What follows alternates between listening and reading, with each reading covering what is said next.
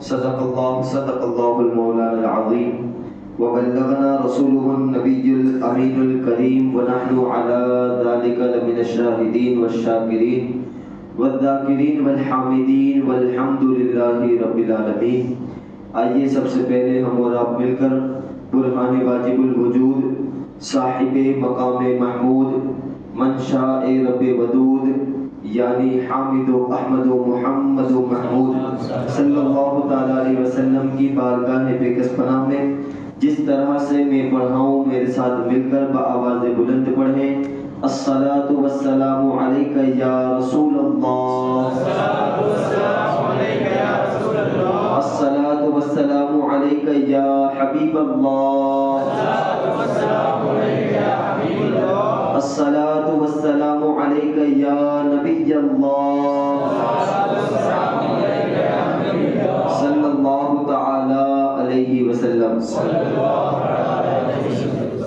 اللہ کے رسول صلی اللہ تعالی علیہ وسلم ارشاد فرماتے ہیں من صلی علی صلاۃ واحدۃ صلی اللہ علیہ عشرا، جو بندہ مجھ پر ایک مرتبہ درود پاک پڑھتا ہے اللہ اس پر 10 رحمت نازل فرماتا ہے.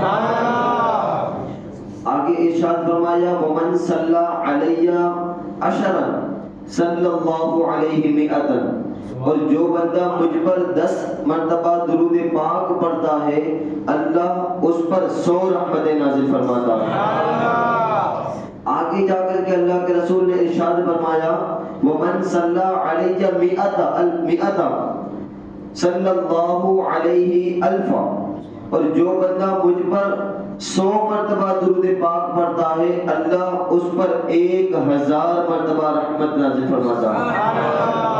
اور صرف حدیث پاک یہیں پر ختم نہیں ہوتی، آگے اللہ کے رسول ارشاد فرماتے ہیں کہ جو بندہ مجھ پر 100 مرتبہ درود پاک پڑھتا ہے کل قیامت کے دن اللہ تبارک و تعالی اس کو شہیدوں کے ساتھ جگہ عطا فرمائے گا. تو درود پاک کی کثرت کی عادت بنا لیجئے اور ایک مرتبہ بلند آواز سے اور درود پاک پڑھیں. اللہم صلی علی سیدنا و مولانا محمد کما تحب و ترضی ان تصلی علیہ صلاۃ و سلام علیک یا رسول اللہ صلی اللہ تعالی علیہ وسلم. آج کے لیے مجھے جو موضوع دیا گیا ہے جس پر مجھے چند کلام کرنا ہے وہ ہے صدقہ فطر، جو کہ اب آخری رمضان ہے اور صدقہ فطر کو ادا کرنے کی افضل گھڑی آ رہی ہے. تو ضروری سمجھتا ہوں کہ صدقہ فطر کے تعلق سے ہم کچھ نہ کچھ علم دین حاصل کریں. اللہ تبارک و تعالیٰ قرآن پاک میں ارشاد فرماتا ہے قد افلح من تزکا، مراد کو پہنچا وہ شخص جو ستھرا ہوا، وذکر اسم ربہ فصلی، اور وہ شخص جو اپنے رب کا نام لے کر کے جو نماز پڑھے. اب یہاں پر صدر الافاضل حضرت علامہ محمد سید نعیم الدین مراد آبادی علیہ رحمت اللہ الہادی خزائن العرفان میں ارشاد فرماتے ہیں کہ اس آیت کریمہ کے تحت یہ بیان کیا گیا ہے کہ اس آیت کی تفسیر میں تزکا سے صدقہ فطر دینا مراد ہے، اور وذکر اسم ربہ سے عیدگاہ کی طرف جاتے ہوئے رب کا نام لینا مراد ہے، اور فصلہ سے نماز عید مراد ہے. تو 2 آیت میں 3 چیزوں کا تذکرہ ہوا. 2 آیت قد افلح من تزکا وذکر اسم ربہ فصلی، یہ 2 آیتیں ہیں جس میں 3 چیزیں، ایک ہے صدقہ فطر، دوسرا اپنے رب کا نام لے کر تکبیر پڑھتے ہوئے عیدگاہ کی طرف جانا، اور تیسری ہے نماز عید کو ادا کرنا. اب یہاں پر صدقہ فطر کا جب تذکرہ چھڑ گیا تو ایک حدیث پاک بھی ترمذی شریف کی آپ حضرات کے سامنے بیان کروں. سرکار مدینہ صلی اللہ تعالی علیہ وسلم ارشاد فرماتے ہیں اللہ کے رسول صلی اللہ تعالی علیہ وسلم نے ایک شخص کو حکم دیا کہ جا کر کے مکہ معظمہ میں اور مکہ معظمہ کی گلیوں میں یہ اعلان کر دے کہ صدقہ فطر دینا واجب ہو چکا ہے۔ اب صدقہ فطر ہے کیا، کام کیا آتا ہے، اس کا بینیفٹ کیا ہے، اس کا فائدہ کیا؟ تو دیکھیے حضرت سیدنا ابن عباس رضی اللہ تعالیٰ عنہ ارشاد فرماتے ہیں مدنی سرکار غریبوں کے غمخوار صلی اللہ تعالیٰ علیہ وسلم سے صدقہ فطر مقرر فرمایا تاکہ فضول اور بیہودہ کلام سے روزوں کی طہارت ہو جائے۔ سبحان اللہ۔ اب عام طور پر کیا ہوتا ہے، ہماری زبان پر روزہ بھی ہوتا ہے اور گالیاں بھی ہوتی ہیں، ہماری زبان پر روزہ ہوتا ہے مستی مذاق بھی ہوتی ہے، ہماری زبان پر روزہ ہوتا ہے اور بیہودہ باتیں کرتے ہیں، ہماری زبان پر روزہ ہوتا ہے اور فحش کلام میں مبتلا ہوتے ہیں، کبھی اس کا مذاق اڑایا، کبھی اس کا مذاق اڑایا، کبھی یہاں کی بات، کبھی وہاں کی بات، کبھی کسی کی غیبت، کبھی چغلی کر دی وغیرہ وغیرہ۔ یہ سارے گناہ حالت روزے میں ہم سے عمومی طور پر جبکہ نہیں ہونے چاہیے لیکن ہو جاتے ہیں۔ تو اب انہی چیزوں کی وجہ سے صدقہ فطر کو واجب قرار دیا گیا کہ جب بندہ مومن صدقہ فطر ادا کرے گا تو روزوں میں جو ناپاکی آ گئی، روزوں میں جو بیہودگی آ گئی، شامل ہو گئی، صدقہ فطر سے وہ تمام کے تمام بیہودگی اللہ تبارک و تعالیٰ دور فرما دیتا ہے۔ اور دوسرا فائدہ یہ بھی کہ غریبوں کی خوراک کا بھی انتظام ہو جاتا ہے، اور یہ سب سے اہم فائدہ ہے کہ جہاں پر ہم روزانہ حلوے کھاتے ہیں، جہاں پر ہم روزانہ وہ چکن دانا وغیرہ کھاتے ہیں، جہاں پر طرح طرح کی چیزیں افطاری میں کھاتے ہیں، رات میں کھانے میں کھاتے ہیں، وہیں پر ہمارے ہی محلے میں رہنے والے چند افراد ایسے بھی ہوتے ہیں جو صرف پانی پر روزے کو افطار کرتے ہیں، تو انہی لوگوں کے فائدے کے لیے اللہ کے رسول صلی اللہ تعالیٰ علیہ وسلم نے صدقہ فطر کو واجب قرار دیا تاکہ ہمارے روزوں کی طہارت ہو جائے اور ان غربا اور فقراء کے کھانے پینے کا انتظام بھی ہو جائے۔ آئیے ایک اور حدیث پاک سنتے ہیں۔ حضرت سیدنا انس بن مالک رضی اللہ تعالیٰ عنہ کہتے ہیں سرکار نامدار مدنی تاجدار صلی اللہ تعالیٰ علیہ وسلم ارشاد فرماتے ہیں کہ بندہ جب روزہ رکھتا ہے، چاہے وہ 1 ہو، 2 ہو، 3 ہو، 5 ہو، 10 ہو یا رمضان کے پورے 30 روزے ہوں، جب بندہ روزہ رکھتا ہے تو اس کا روزہ زمین اور آسمان کے درمیان معلق ہو جاتا ہے، یعنی لٹک جاتا ہے۔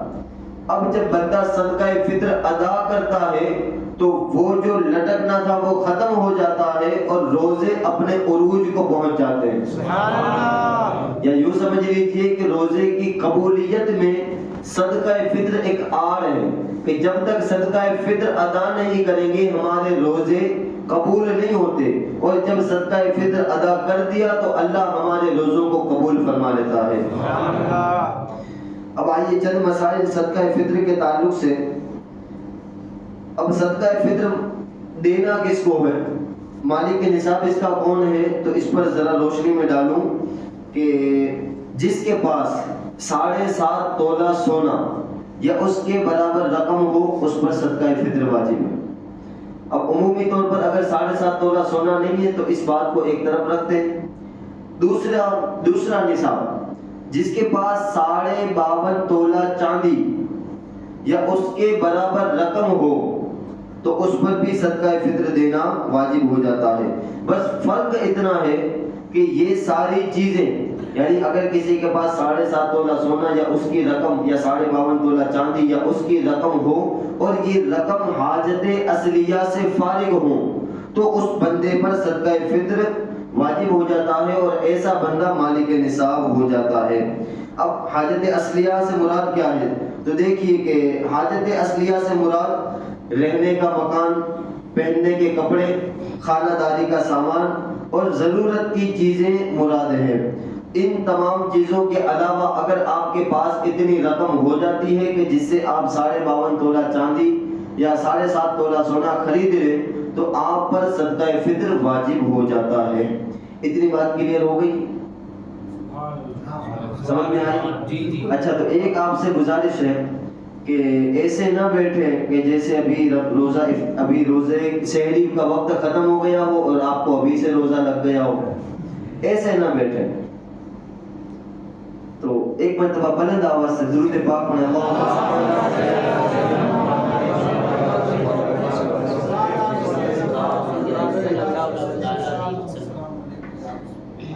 نصاب آپ کو سمجھ میں آیا؟ جو نصاب زکوٰۃ کا ہے وہی نصاب صدقہ فطر کا ہے. بس فرق اتنا ہے کہ چند شرطیں زکوٰۃ میں واجب ہیں اور اس میں وہ شرطیں نہیں پائی جاتی. مثال کے طور پر عاقل ہونا، بالغ ہونا، قرض سے فارغ ہونا، اسی طرح کیا کہتے ہیں اس مال کا مال نامی ہونا یا سال کا گزرنا. یہ زکوٰۃ میں تو واجب ہے، یہ زکوٰۃ کی شرائط ہیں، لیکن صدقہ فطر کی شرائط نہیں ہے. یوں سمجھ لیجئے کہ اگر چاند دکھنے کے بعد، عید کا چاند دکھنے کے بعد اگر آپ کے پاس یہ نصاب آیا تو دوسرے دن صبح میں آپ کو صدقہ فطر دینا واجب ہو جاتا ہے. اچھا یہ تو چلو ایک رات گزری. اگر کسی بندے کے پاس طلوع فجر سے پہلے وہ نصاب کا مالک بنا، طلوع فجر سے پہلے، تو فجر کے طلوع ہونے کے بعد اس پر صدقہ فطر دینا واجب ہو جاتا ہے. اتنی بات سمجھ میں آئی؟ اب دیکھیے مالک نصاب کس طریقے سے یہ صدقہ فطر دے گا. تو مالک نصاب مرد اپنی طرف سے، اپنے چھوٹے بچوں کی طرف سے، اور اگر کوئی پاگل اولاد ہے، چاہے وہ پاگل اولاد بالغ ہی کیوں نہ ہو، تو اس کی طرف سے بھی صدقہ فطر واجب ہے، یعنی مرد پر. ہاں اگر وہ بچہ خود صاحب نصاب ہے تو پھر اس کے مال میں سے فطرہ ادا کرے، یہ بھی بلا کراہت جائز ہے. عام طور پر کیا ہوتا ہے کہ گھر کا جو ایک مرد ہوتا ہے وہی صدقہ فطر سب کی طرف سے ادا کرتا ہے. یہ ہمارے یہاں کا رواج ہے. اب وہ مرد اپنا بھی صدقہ فطر دیتا ہے، اپنی بیوی کا دیتا ہے، اپنے نابالغ بچوں اور بالغ بچوں کا بھی دیتا ہے. لیکن یہاں پر سمجھنے کی بات یہ ہے کہ جو بچے بالغ ہیں، جو بچے بالغ ہو گئے ہیں یا شادی شدہ ہیں، اور اگر وہ الگ رہتے ہیں، اپنے والدین سے الگ رہتے ہیں، اور اپنے کھانے پینے کا انتظام وہ بچہ خود کرتا ہے، تو ایسی صورت کے اندر مسئلہ مختلف ہے. مسئلہ یہ ہے کہ اب وہ بندہ، وہ مرد اپنی اولاد کی طرف سے اس کی اجازت لے کر کے صدقہ فطر ادا کر سکتا ہے. لیکن اگر اجازت نہیں لی، یوں سمجھ لیجئے کہ پہلا ہی سال تھا، ہر سال باپ ادا کرتا تھا، اب اس سال شادی ہو گئی اور وہ الگ رہتے ہیں میاں بیوی، تو اب اس سال بغیر اجازت کے اگر اس نے ادا کر دیا فطرہ تو اس کا فطرہ ادا نہیں ہوگا. البتہ اسے اجازت لینی ہوگی. اگر اجازت لے کر کے کر رہا ہے، صدقہ فطر ادا کرتا ہے، تو ایسی صورت میں صدقہ فطر ادا ہو جائے گا. یہاں اجازت سے مراد وہ کیا کہتے ہیں، عمومی طور پر ہم جو دیکھتے ہیں کہ بچہ اپنے والد سے اجازت لے، ایک مرید اپنے پیر سے اجازت لے، ایک شاگرد اپنے استاد سے اجازت لے، تو یہاں یہ مراد نہیں، بلکہ صرف خبر دینا مراد ہوتا ہے کہ میں تمہاری طرف سے صدقہ فطر ادا کر دیتا ہوں. تو اگر وہ سامنے والے بندے کا جواب ہاں میں ہو تو یہ بندہ صدقہ فطر ادا کر سکتا ہے. اگر کوئی بندہ مرد صاحب نصاب، اس کے اوپر اپنی بیوی یا ماں باپ یا چھوٹے بھائی بہن اور دیگر رشتہ داروں کا فطرہ یہ واجب نہیں ہے. اب ایک مرد ہے تو ضروری نہیں ہے، واجب اور فرض نہیں ہے کہ وہ اپنی بیوی کا فطرہ بھی خود ادا کرے، یا اپنے ماں باپ کا فطرہ بھی خود ادا کرے، یا اپنے چھوٹے بھائی بہن کا فطرہ بھی خود ادا کرے، یا دیگر رشتہ داروں کا فطرہ خود ادا کرے. ایسا واجب نہیں ہے. اگر ادا کرنا چاہے تو اجازت لے کر کے ادا کر سکتا ہے. اب جس کا فطرہ ادا کرنا چاہے اجازت لے کر کے کر سکتا ہے. اسی طریقے سے والد نہ ہو تو دادا جان والد صاحب کی جگہ پر ہیں، یعنی اپنے فقیر اور یتیم پوتے پوتیوں کی طرف سے ان پر صدقہ فطر دینا یہ واجب ہو جاتا ہے.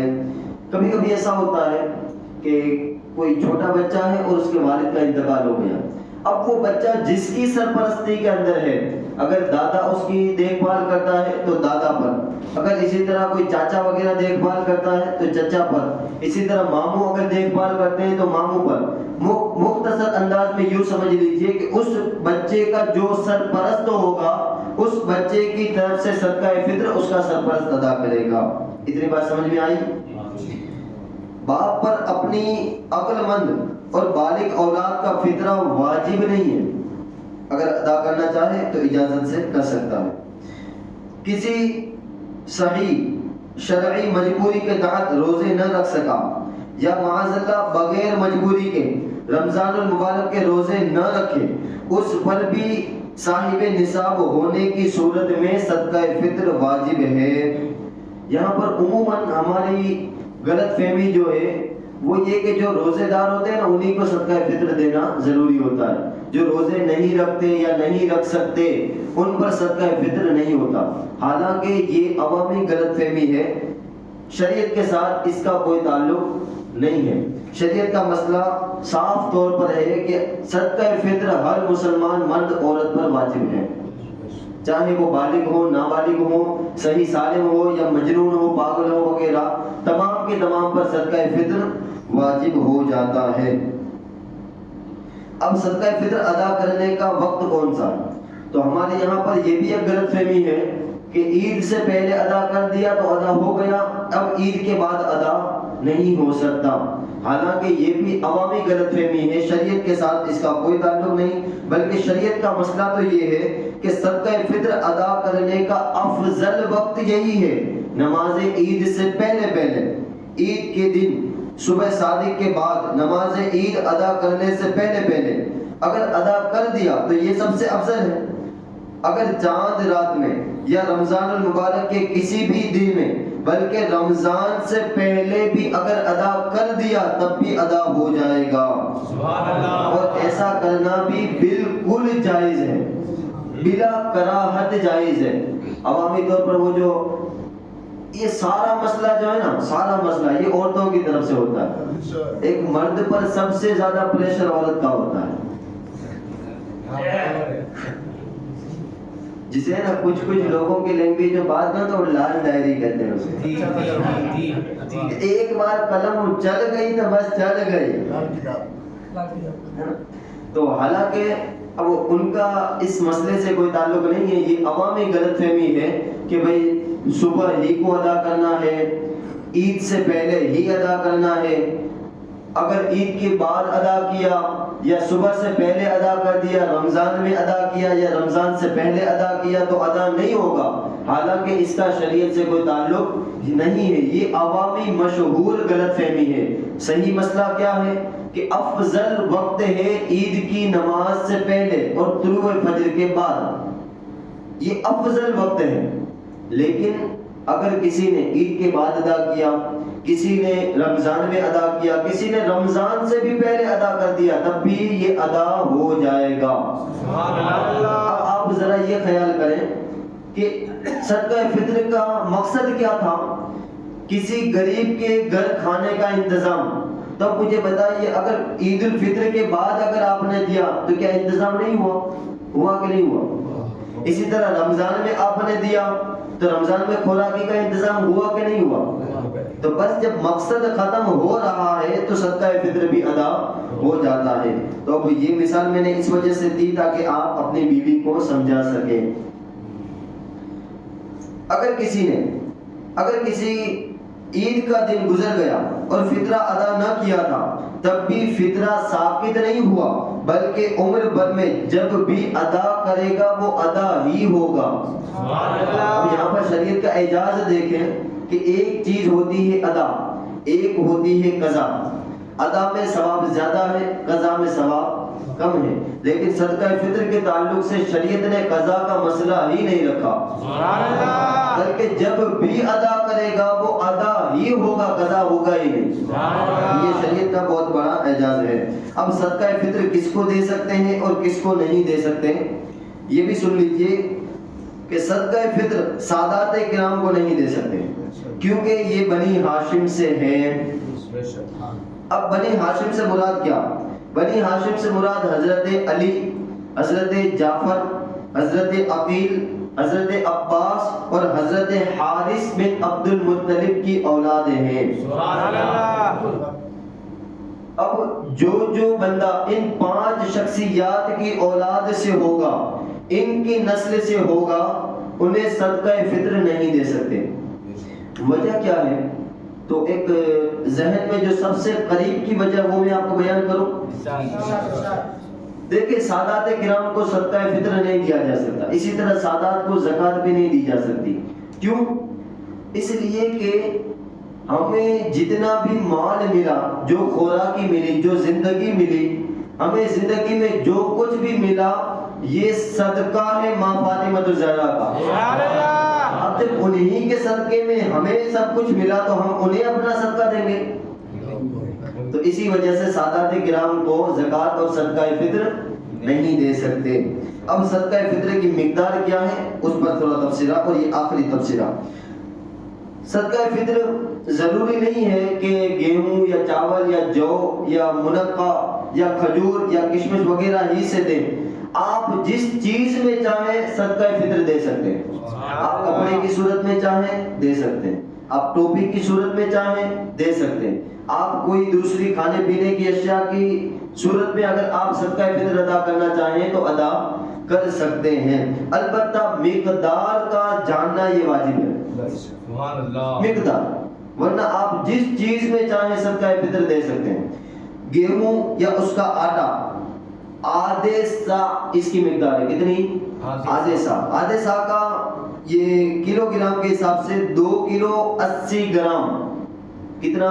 2 کلو. تو گیہوں کی مقدار کتنی ہوئی؟ 2 کلو 80 گرام. یا ان کی قیمت، تو ابھی گیہوں کی قیمت کتنی ہے؟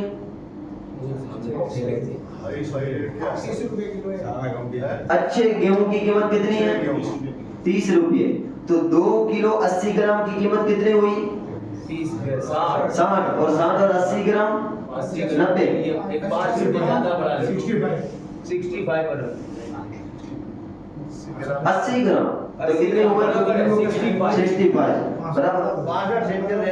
65-70 روپے. اگر آپ گیہوں کے حساب سے نکالتے ہیں تو 65 اور 70 روپے یہ آپ کا صدقہ فطر ہے اگر گیہوں کے حساب سے نکالتے ہیں.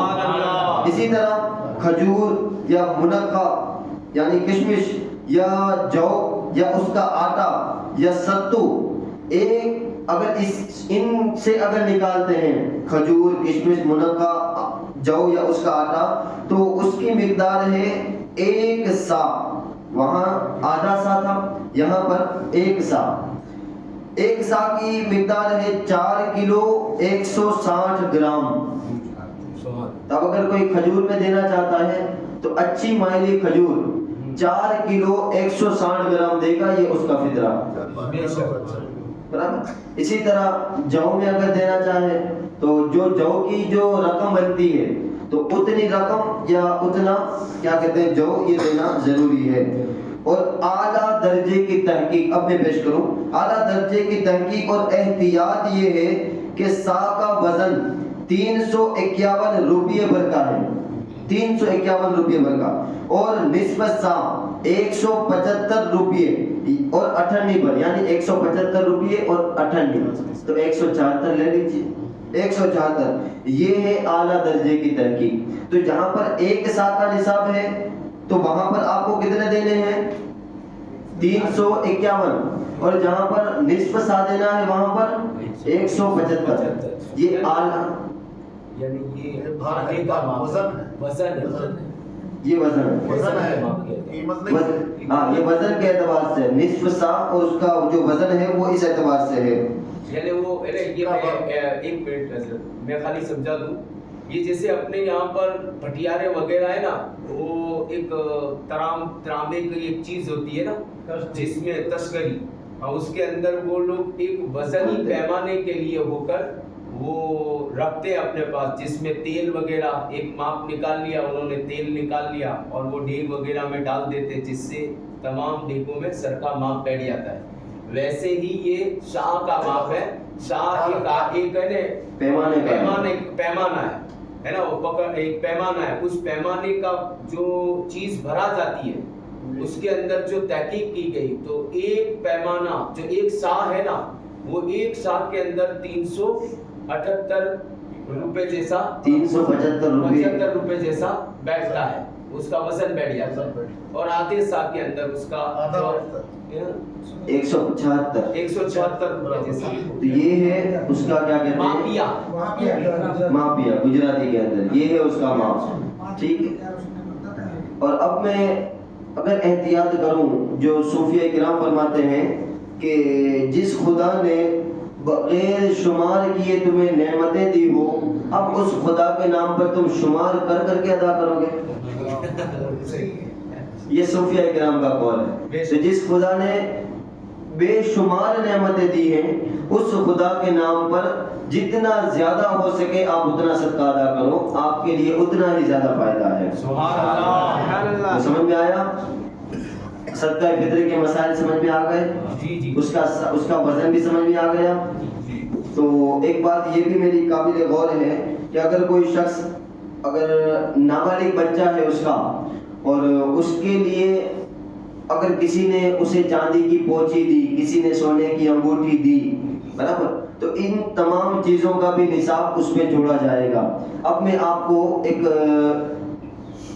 نصاب کے تعلق سے ایک پریکٹیکلی طور پر نصاب کس طرح بناتے ہیں یہ میں آپ کو بتاؤں، سننا چاہیں گے؟ نصاب کا تعلق عموماً 3 چیزوں سے ہوتا ہے، ایک زکوٰۃ، ایک صدقہ فطر اور دوسری ہے قربانی۔ یہاں 3 چیزوں میں لوگ نصاب پوچھتے ہیں، تو آؤ میں نصاب کا تعلق جو ہے وہ پریکٹیکلی طور پر بتا دوں۔ نصاب کا طریقہ، مان لیجئے نصاب کی قیمت 52.5 تولہ چاندی اور اس کے برابر قیمت ہے، اور اتنی ہوتی ہے کتنی، 37,500 یا 38,000 کے آس پاس۔ لیکن مثال کے طور پر سمجھنے کے لیے 40,000 کو آپ رکھیے، 40,000۔